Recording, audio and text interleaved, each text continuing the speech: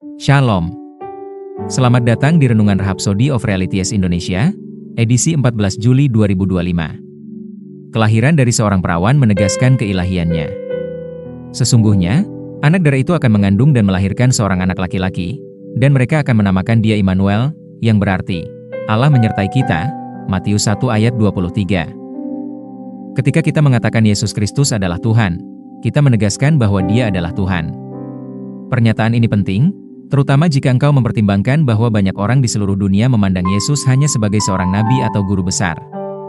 Meskipun mungkin tampak terhormat bagi sebagian orang untuk menyebutnya sebagai seorang nabi besar atau guru yang luar biasa. Pernyataan ini jauh dari identitasnya yang sebenarnya. Itulah sebabnya mengapa penting untuk memahami siapa dia sebenarnya dengan terlebih dahulu memeriksa mujizat kelahirannya. Alkitab menggambarkan kelahirannya sebagai sesuatu yang luar biasa, sesuatu yang belum pernah terjadi sepanjang sejarah. Matius 1 ayat 18 mengatakan, kelahiran Yesus Kristus adalah seperti berikut. Pada waktu Maria, ibunya, bertunangan dengan Yusuf, ternyata ia mengandung dari Roh Kudus, sebelum mereka hidup sebagai suami istri. Maria yang mengandung merupakan sebuah mujizat. Sebelum ia dan Yusuf menikah atau hidup bersama, ia mengandung dari Roh Kudus.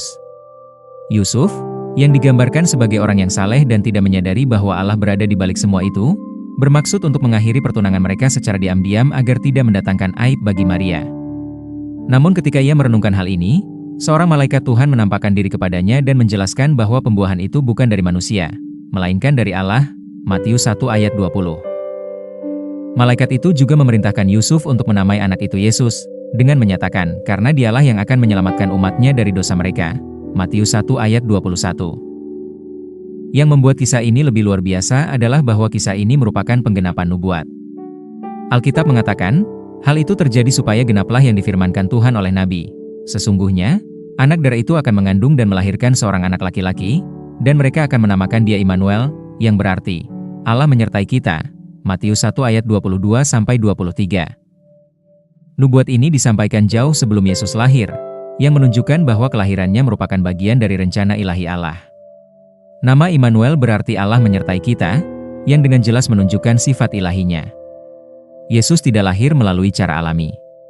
Kelahirannya, yang murni ilahi, merupakan bukti keilahiannya, dan juga membuktikan asal-usulnya yang ilahi. Mari kita berdoa. Bapa terkasih, terima kasih karena Engkau telah menyingkapkan keilahian Yesus Kristus melalui kitab suci. Aku mengakui bahwa Yesus memang Tuhan. Aku bersukacita dalam kebenaran tentang sifat ilahinya, dan aku merayakan kelahirannya yang supranatural yang membawa keselamatan bagi dunia. Terima kasih atas rencana penebusan MU yang mulia dan karena telah menjadikan aku bagian dari kehidupan ilahimu, dalam nama Yesus. Amin. Ayat renungan hari ini terdapat dalam Yohanes 1 ayat 1, Kolose 2 ayat 9, Yesaya 9 ayat 6.